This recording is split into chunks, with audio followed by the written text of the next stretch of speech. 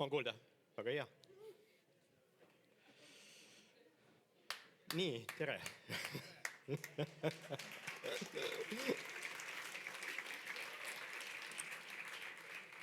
Aitäh ja aitäh kutse eest ja teemaks siis mul on täna minu seiklus, et ükssarvikute maal, nagu on teada, Eestis on ju kõige rohkem ükssarvikuid ehk neid startup'e, mis on üle miljardi väärt per capita, et iga elaniku kohta. Sellest ma räägin. Minu jaoks see minu seiklus ja see kõik algas sellest, et ma sain tuttavaks Madis Müüriga. Kes teab, kes on Madis Müür? Tõstke kätt. Okei, mõned teavad, mõned ei tea. Kes on Funderbeamiga mingi raha kaotanud?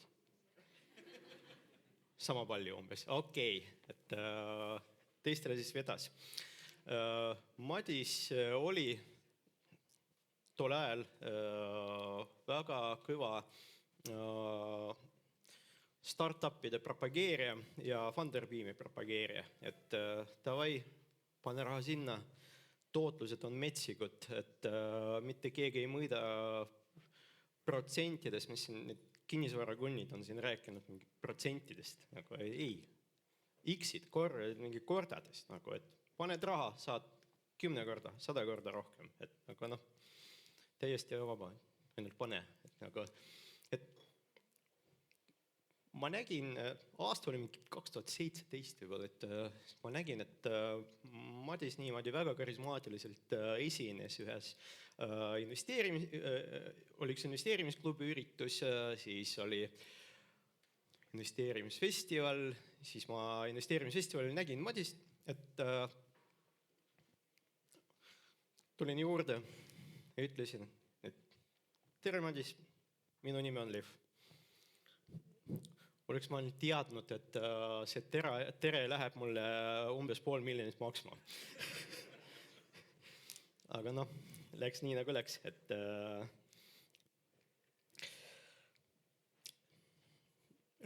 suhtlesin temaga, et ta rääkis mulle juttu, et kui äge see Funderbeam ja kõik need startupid on ja siis hakkasin ise uurima, et sain Funderbeami kuttidega tuttavaks, investeerisin igasuguste startupidesse Funderbeami platvormil, et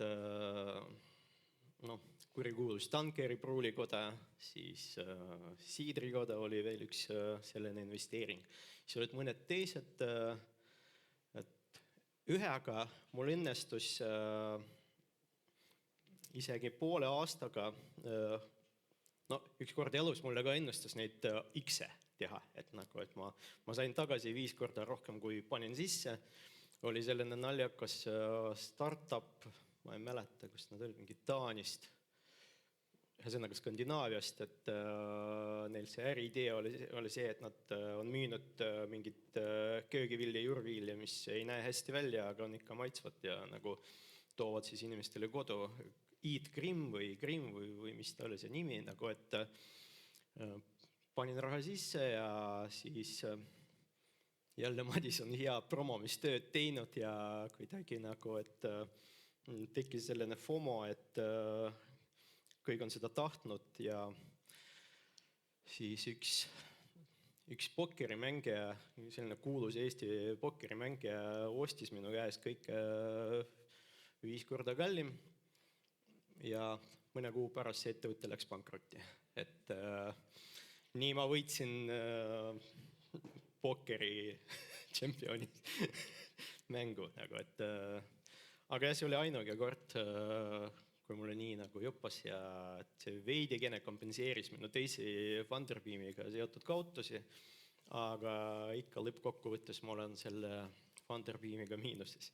Siis oli ka Fundwise, selline teine platvorm, ma mäletan, ma tulin, Funderbeamiga oli lihtne see, et iga nädal mingi uus kampaania, uus startup kaasab raha, et ainult anna. Fundwise oli selline konkureeriv platvorm, et et siis ma helistasin neile või kirjutasin, et ütlesin, et davai, nagu ma tulen teie kontorisse, saame tuttavaks. Olen selline investor, mind huvitavad startupid. Leppisime kokku, tulin, küsisin, okei, no kus on neid startupid teil siin, nagu, et no väga ei ole, et üks kampaania nüüd käib, okei, teil on kindlasti sahtlis midagi, et näidake, nagu, et ei, meil ei ole siin midagi, meil on siin meie laud, siis tuleva pensionifondi laud siin kontoris ja midagi muud ei ole, nagu, okei, investeerisin nende kaudu, oli selline tore ettevõtte, siiamaani on Alpaka, mis teeb mingi Alpaka villast igasuguseid moodsaid asju. Mul on endiselt olemas see väike karumõmm, mis läks mulle 10 000 maksma. olen endiselt selle ettevõtte väike aktsianär. Dividendi ei ole kordagi kätte saanud ja vist ma ei tea, kas kunagi saan, et kui keegi tahab osta, andke märku. Hea meelega müün niimoodi oma hinnaga. Raha juurde ei küsi, isegi karumõmme on kaasa. Et ükskord sain kingitust mingi kampsuniga, nagu, et, aga nad on väga tublid, ma ise valisin selle väike aktsianääri rolli seal. Nagu, et, ja siis nagu sain aru, et okei, nagu see ei ole võib-olla päris see asi, nagu, et kuskil on need päris startupid ka olemas. Et mis nüüd teen? Et siis jälle Madis propageeris igal poolt Estbani on selline Eesti äriinglite võrgustik, millega ta liitus ja siis mina mõtlesin, okei, mina liitun ka. Et neil oli mingi kokkutulek, siis tulin sinna, istusin nendega ja see naisterahvas, kes oli tol ajal tegevjuht, küsis, miks sa oled siin, nagu, et miks sind huvitab see teema. Ja ma vastasin, et tahaks veidikene raha teenida ja siis nagu, et ta vaatas niimoodi, huvitav case, nagu, et seda ma ei ole kunagi näinud, okei, nagu, okei, jah, see on huvitav tees. Aga davai, nagu, et liitu meiega, eks näis. Siis liitusin ja hakkasin nüüd päris startupidesse investeerima ja sain äriinglitega tuttavaks. Äriinglid on need enamasti eraisikutest iduinvestorid, keda huvitab see teema, kes investeerivad startupidesse, kes niimoodi väga varajases staadiumis aitavad ettevõttele kaasa, et oma kogemusega ja mõtetega ja nii edasi, et nagu ma ütleks, et 50% neist on sellised romantikud ja siis teine 50% ja kõik nad on tõenäoliselt filantroopid, lihtsalt enamus neist sellest veel ei tea, aga saavad hiljem teada. Ja kunagi isegi see Bolti üks asutajatest, Martin Villik, kunagi ka rääkis, et kui ta investeerib ka teiste startupidesse, aga see on tema jaoks puhas filantroopia, siis mõtlesin, okei, nagu äkki on selle pärast, et ta on väga rikas inimene, aga pärast ma sain aru, et lihtsalt ta teab minust rohkem sellest, et nagu jah, et oleme kõik filantroopid, sellised iduinvestorid, et siis ma tükk aega olin ka EBANis, on see kogu Euroopa inglite võrgustik, seal on need vanemad, rohkem neid vanema sorti inimesi, kes väga aktiivselt räägivad sellest, et kuidas meil on seda startup-indust vaja, aga kui küsida, okei, kui palju investeeringuid sa tegid see aasta, siis vastasin alati selline, et 4 aastat tagasi investeerisin ühe startupi niimoodi, et okei, et sellised tagasihoidlikumad, et ja ühesõnaga aeg oli huvitav ja ühelt poolt see Raivo Hein ehitas siin selle Saaremaa ja Mandri vahel mingid silla, mida ehitanud ja teiselt poolt siis Peeter Vesterbaka, üks Angry Birdsi asutajatest, samal ajal vist ehitas Helsingi ja Tallinki vahel veealuse tunneli, et põnevust oli palju, õhus, et kumbki nende asjadest ei juhtunud, aga läks nagu läks. Ja siis need tinglid on alati rääkinud sellest nagu jälle nende X-idest, kui palju X-e nad on teinud sellega või ei teinud nagu, et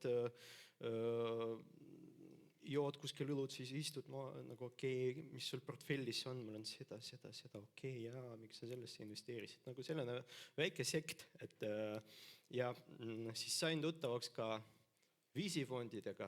No need on sellised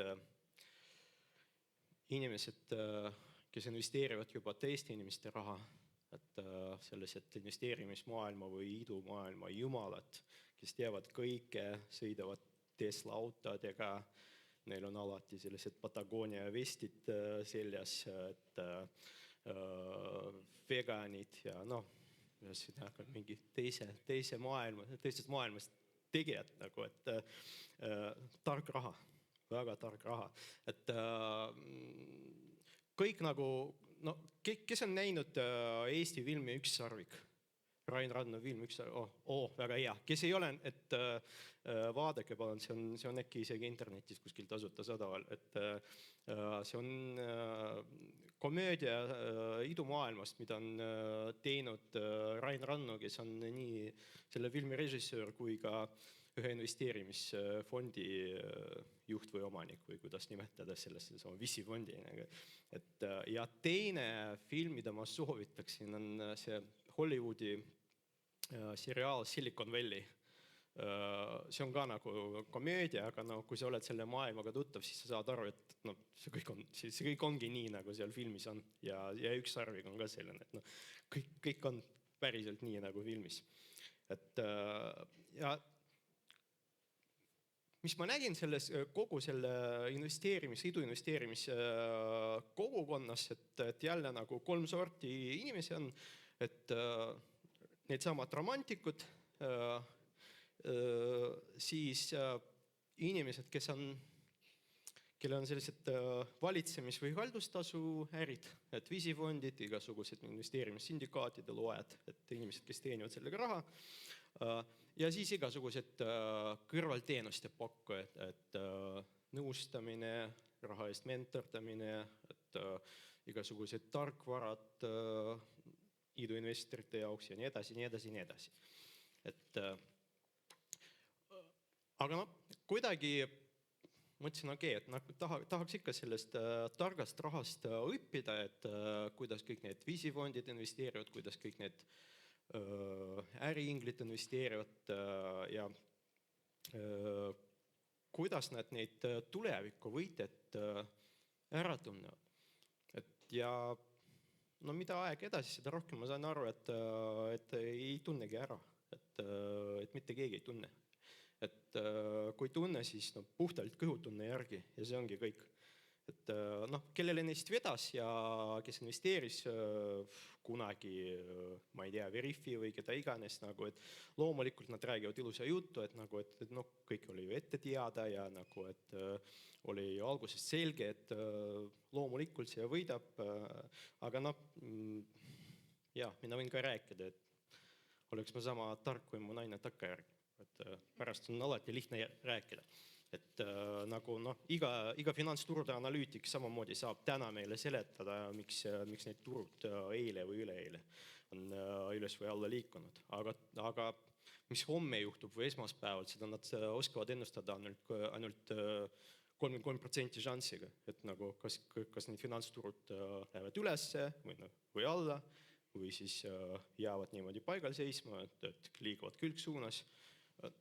Või siis mingi 1% on alati selline, et tuleb mingisugune must luik, et valivad jälle mingit eksootilist presidenti kuskil või veel midagi juhtub ja siis kõik on sassi, mitte keegi ei saa mitte midagi aru, aga tagantjärgi jälle, et kõik oskavad seletada, miks nii juhtus. Ja see 1% on nagu zero kasiinos, et lihtsalt täielik teadmatus. Startupidega on need šansid on oluliselt huvitavam, see ei ole mingi 33, et see on pigem selline 90, 9 ja 1 mäng, et 90% startupidest kus investor paneb oma raha, nagu nad on, no see on selline täielik sõnnik, viisakalt öeldes, nagu, et raha lihtsalt läheb korstnasse. Et 99% võib-olla rahast võib-olla säilib, et no kas tuleb lihtsalt täpselt sama palju tagasi mõne aastate pärast või tuleb rohkem, aga see aasta tootlus jääb kuhugi sinna võib-olla maailma indeksite tootluse juurde paremal juhul. Ja siis 1% on, et tabad võitjad. Aga kui palju see võitja sulle toob, kas 3 neid X-i või kordi nagu, või 10 või 100, seda ei ole ette teada. Et see ongi nagu selline kasiino või loterii. Et no jälle, et kui 10 Ameerika naist, näiteks perenaist, võtavad igaüks $1000, panevad tasku ja siis sõidavad või lennavad Las Vegase kasiinos mängida paariks päevaks. Siis nagu 10 need samad naised tulevad koju tagasi paari päeva pärast. Nagu. Et neist 8 tulevad koju nulliga ja hea tujuga. Et nagu, no, üks tuleb siis samamoodi nulliga ja uue abikaasaga, kellega ta sai tuttavaks seal kuskil baaris ja kohe kiirkirikus abielus. Ja üks tuleb 10 000-ga koju, siis talle vedas, ta on pannud mingi musta või punase või mingi numbri peale. Et noh, tore. Kas me nüüd siis eeldame, et tema on tark raha ja me anname talle oma raha, et ta järgmine kord nagu sõidab sinna Las Vegasse ja siis meie kulul mängib ja siis me jagame võitu, nagu, et kas ta päriselt on nüüd tark raha, sellepärast on võitnud selle mängu. Nagu, et ta on ju 10 X-i 2 päevaga teinud. Aasta tootlus on metsik, ma ei tea, mis ta on, nagu 300 000%. Ja kui me räägime siis sellest targast rahast, see on lemmik teema, see tark raha. Et isegi need samad visifondid oma Tesladega, Patagonia vestidega, kõik need nagu maailma targemad alati kaine peaga veganid, nagu, et no, nad on sellised, nagu, et iduinvestorite koorekiht, et nagu isegi neist ainult neljandiks, et top 25% neist nad teenivad 15-20, no see on ametlik statistika, 15-27% aastas oma investoritele. Mis on enam-vähem selle nagu Nasdaq 100 indeksi tootlusega sarnane. Ja siis pool neist ei teeni üldse mitte midagi ja neil on negatiivne tootlus. Ja ma kohtusin palju, kui välismaa fondijuhid on siin, no, kui nad tulevad siia, siis neil on alati roadshow ja nad kohtuvad investoritega, siis neil on alati oma fondide sisse investorid vaja. Ja nad alati promovad, okei, meil on see teine fond või 3. fond, et meil on 2 eelmist fondi ka olnud väga edukad ja nüüd selle 3. fondiga meil on, meie eesmärk on teenida investoritele 15% aasta tootlust. Ja ma alati küsisin, kas te eelmise fondiga, nagu, et kas te saite seda? Ei, veel ei ole saanud, aga no seekord kindlasti nagu teeme, okei, nagu, et siis nagu, et on see teooria, et kui sa hajutad oma selle idu portfelli, see on selline universaalne nõu, mida antakse igal poolt, nagu, et minimaalselt 20 startup'i, võib-olla 30, 40, veelgi paremat võrdsad panused või siis tiketid. See on selline nagu, et selle subkultuuri släng, et piled, tiket, see on nagu panus. Et teed neid palju, nad on kõik võrdsad, siis võidad. Keegi on kunagi teinud selle Funderbeami keegi on võtnud Funderbeami statistikat ja on teinud Excelis selle eksperimenti, nagu, noh, kuidas see töötaks. No see tootlus oli negatiivne, nagu, et kui niimoodi iga Funderbeami projekti paned 1000, nagu, et kulutad kokku, ma ei tea, mingi 50 000, saad tagasi võib-olla 30 või 25 nagu, et keegi ütleb, okei, et see Funderbeam on lihtsalt selline nagu, et nii ja naa, need ei ole päris startupid, ei ole nagu head ettevõtted, võib-olla mõned nagu, aga ma ütleks, et no ma nägin nii palju startup'e, et tegelikult see Funderbeami valik, ta oli oluliselt parem kui see nagu keskmine, et mis üldse niimoodi päris startup'ide turul on.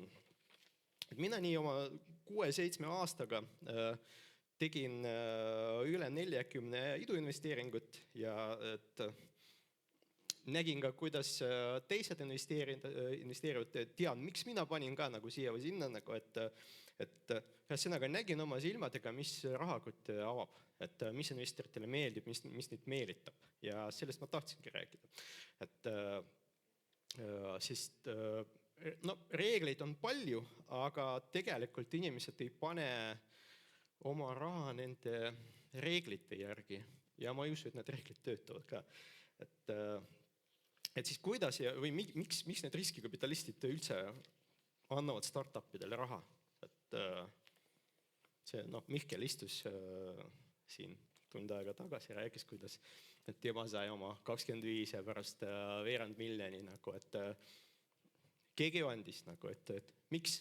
Et äkki, ma usun, et mõned põhjused ja ma usun, et tema puhul, nagu, et investorid on õiget panust teinud ja see ongi see 1%, mis toob positiivset tootlust, aga okei. Et esimene see põhjus on alati nagu, kus need kinnisvarakunnid on, seal samas nurgas, nagu, et nagu neid on meid õpetanud, et kinnisvaras 3 kõige tähtsamaid asju on ju asukoht, asukoht ja asukoht, nagu, et siis vaida. Et siis startupidega on täpselt sama asi, aga need on asutajad, asutajad, asutajad. Et siis nagu need on kõige tähtsamad asjad. Ehk siis meeskond, et kes teevad selle startupi, nagu, et mis asutajad meeldivad, et kellele raha antakse. Et nagu oma ala eksperdid, kui nad teevad äppi, siis kas nad jagavad üldse nagu seda programmeerimist või kui äpp on mingi finantsidest, kas nad on mingi finantsala eksperdid äkki, et siis need, kes on kunagi juba mingisugust asja, kes on näiteks töötanud kuskil suures startupis, et tuleb selline inimene, kes ma töötasin Skype'is või Veriffis või Pipedrive'is, okei, nagu äkki see on võitja. Mitmekesine tiim, nagu kõik on erinevad, kõik justkui niimoodi, et täiendavad üksteist. Viisakad inimesed, õpetatavad inimesed, et ambitsioonikad, optimistid loomulikult, et nagu ja igasugused eksootilised visionäärid on alati ka meelitavad investorid, nagu, et mõelge nüüd see Steve Jobs oli tegelikult väga eksootiline tüüp, kui keegi on temast raamatu lugenud, siis nagu teate, millest ma räägin, või kes meil see kõige suurem nüüd on, Elon Musk, ei ole ka selline, ütleme ka päris eksootiline tüüp ja teeb igasuguseid asju, et ma kunagi isegi mõtlesin, okei, äkki ma isegi investeerin konkreetselt, kui ma näen kuskil väga eksootilist asutajat, siis ma annan raha puhtalt nagu selle teesiga, et kõik need suured võitjad, äkki nad on kõik sellised veidikene nagu, et kuku, et nägin ühe, et mees ajas väga keerulist juttu, et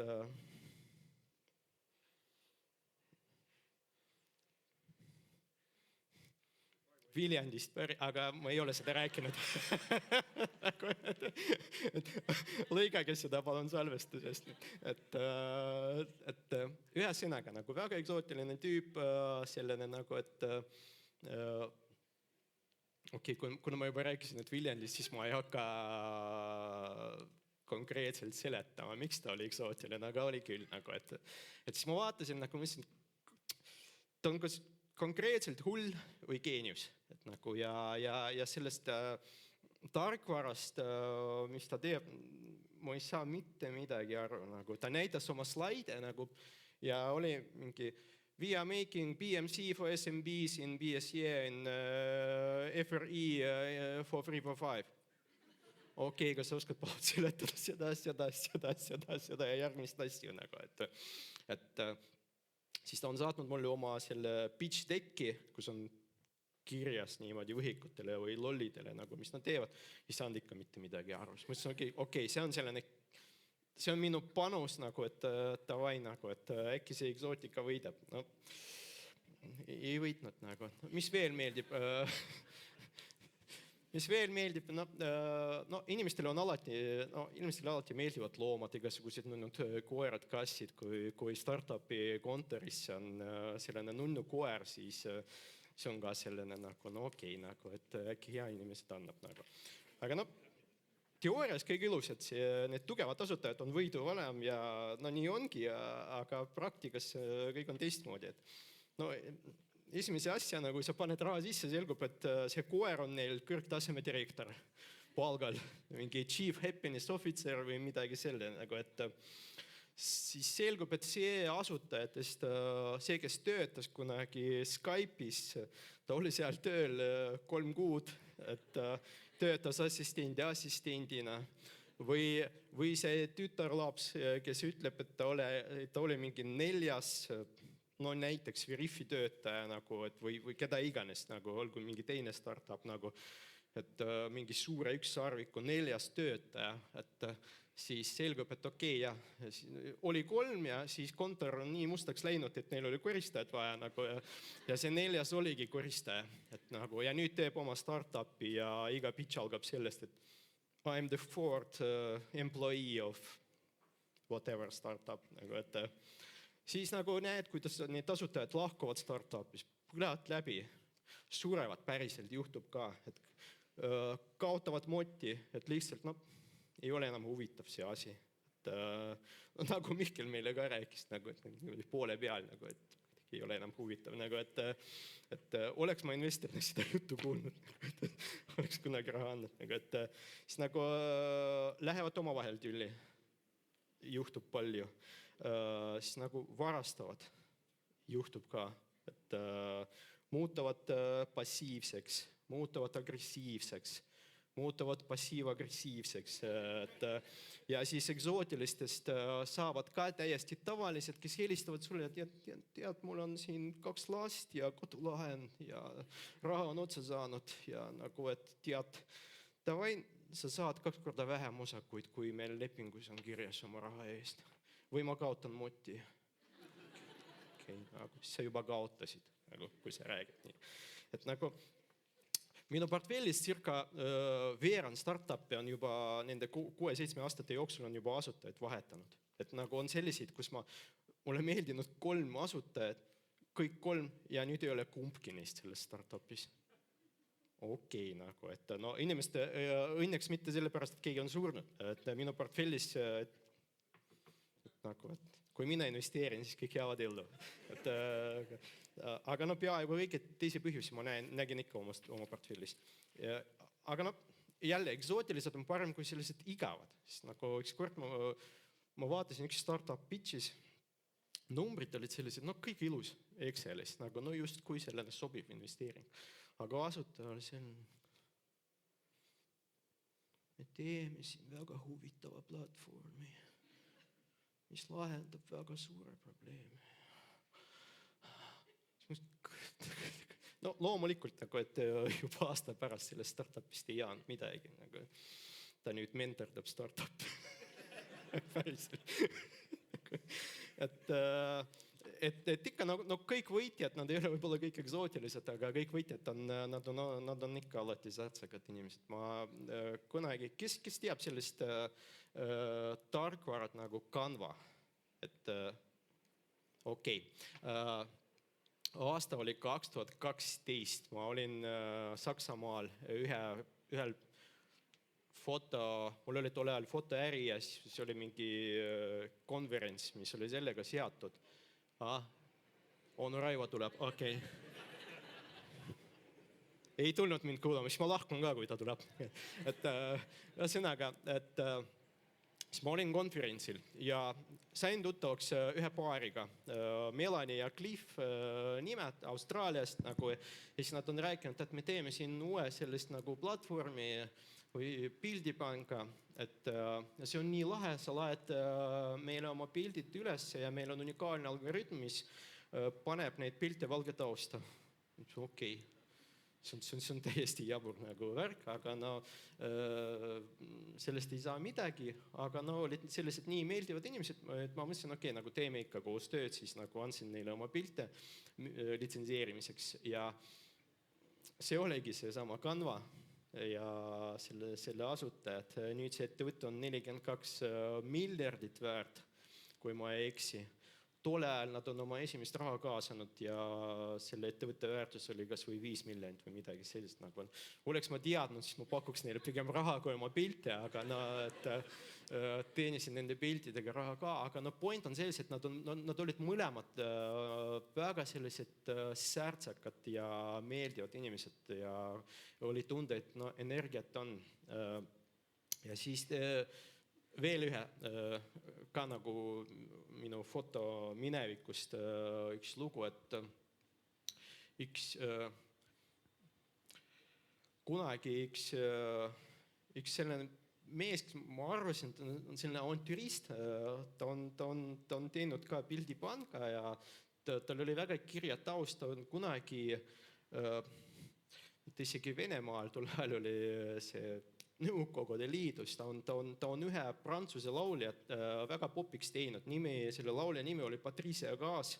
Prantsusmaal mitte keegi ei teadnud temast mitte midagi, aga ta promos igal pool Nõukogude Liidus, et on mingi prantsuse superstaar ja siis tema oli selle impresaarius, teinud pildipanga ja siis jälle nagu ma mõtlesin, et okei, kas teeme, kas üldse nagu teen nendega tööd ja long story short, ta müüs mõned aastad tagasi oma pildipanga ettevõttele nimega Adobe ja tema pildipangast sai see, mis on nüüd Adobe Stock ja tehingu väärtus oli 900 miljonit tol ajal, et jälle nagu tundus kuidagi liiga särtsakas inimene, aga no, läks hästi.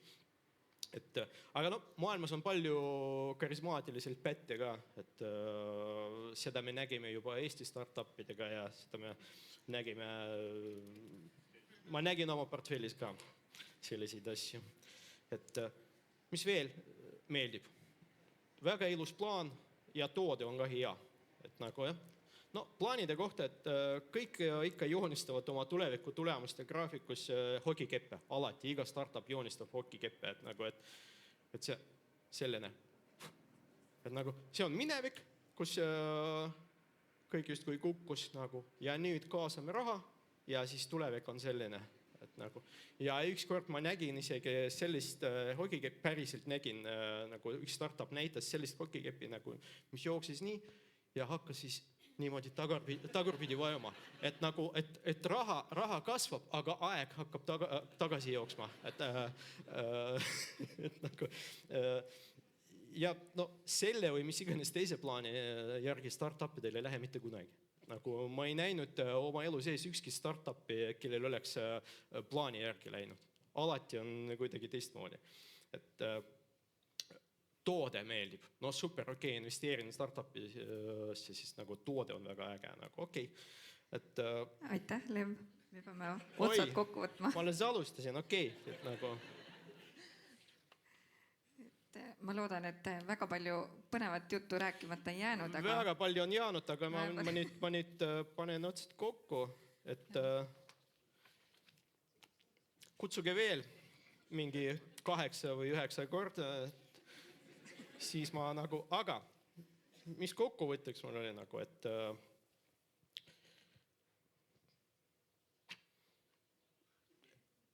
lihtne ja loogiline see iduinvesteerimine üldse ei ole, et nagu, et kõik need reeglid või kõik need asjad, mis meelitavad investorit, nagu nad on alati mingi konksuga, et ei tea üldse kunagi. Et, ja need samad jälle Tesladega sõitavad visifondide juhtid, nad alati räägivad, et see iduinvesteerimine, see ei ole isegi teadus, see on lausa kunst. Et nagu, aga no, otsuse langetamisel pendli kasutamist võib ka kunstiks nimetada. Nagu pem. Ja mõnikord tulebki tunne, et kui pendli kasutada, siis võib-olla tulemus on parem. Et võib sama hästi neid võited ära tunda. Ja kõik minu tuttavad, kes on startupidega, nad päriselt palju raha teeninud. Et nad on kõik ostnud ainult ühe õnneliku loteripileti ja kalli ka suure raha eest. Ja ei rapsinud, ei otsinud mingit X-e, et niimoodi pikka aega selle startupiga sõitnud ja reegleid väga ei jälginud, aga on jälginud oma kõhutunnet. Ja see kõhutunne on pigem seesama, nagu, mida tasub usaldada. Aga minu seiklused selles ükssarviku maal, nagu nad jätkuvad. Mul on väga raske öelda, mis on alles jäänud minu sellest $500 000, mis mul on startupidesse läinud. Et usun, et veidi üle poole, kui sedagi. Ja see on selline, see on nagu selline sõit Ameerika mägedel. See portfell iga kuu, iga nädal tulevad need raportid startupidest, head uudised, halvad uudised, head uudised, halvad uudised. Mõned raportid on sellised, et isegi piinlik vaadata, et nagu üks saadab alati sellised raportid, et alguses on alati selline nii pikk tsitaat, nagu et see, kes tahab võita, see alati võidab, sest võitjad on alati võidjad, Benjamin Franklin. Ja siis on see raport, kus on kirjas, et meil on endiselt üks klient, mis maksab meile €500 kuus, et me põletame 30 000 kuus, et raha on juba ammu otsas. Või teine näiteks saadab alati raporti, et this month was total shit and next one will be even worse than this. We are in deep trouble. Please do not expect anything good in the future. Aitäh, Lev. Aga põnevast on omajagu.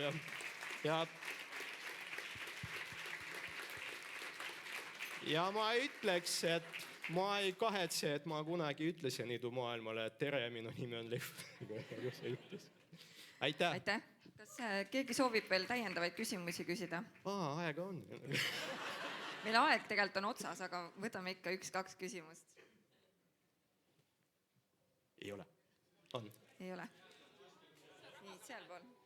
Kui ma rahaga lähen shoppama. Ma korra küsiks, kui kaua sa nüüd selles idustartupis oled ja kui palju on su portfell, kui seda tohib küsida? Mis see esimene osa oli? Et kui kaua sa oled nüüd nendesse idustartupidesse investeerinud ja kui suur su portfell praegu on? Kõlab lihtsalt nii masendavalt.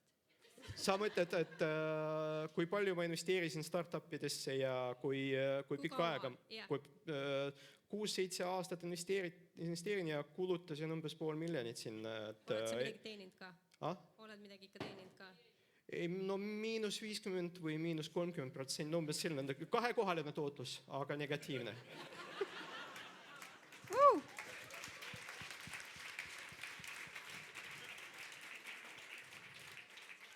Kas tuleb kuskilt üks küsimus veel? Üks.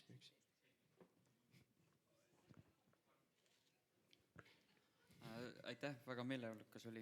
Selline küsimus oli, ma ei pannud tähele, et ma saan aru, et sul on väike varandus, aga mis see suur varandus oli, mis selle väikse siis põhjustas, ehk siis see sisend, mis sul ennem oli?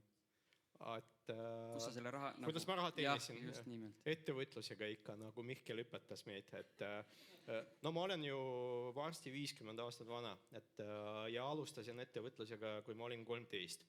Et nii see pikk aeg ja liitintress on oma tööd teinud. Ja kui ma alustasin startupidega, siis nagu loomulikult ma tundsin, et mul on nüüd piisavalt raha, palju raha nagu selleks, et nagu alustada. Aga nendega võib nii palju kulutada, kui sa tahad. Super, aitäh, Lev. Teeme suure aplausi.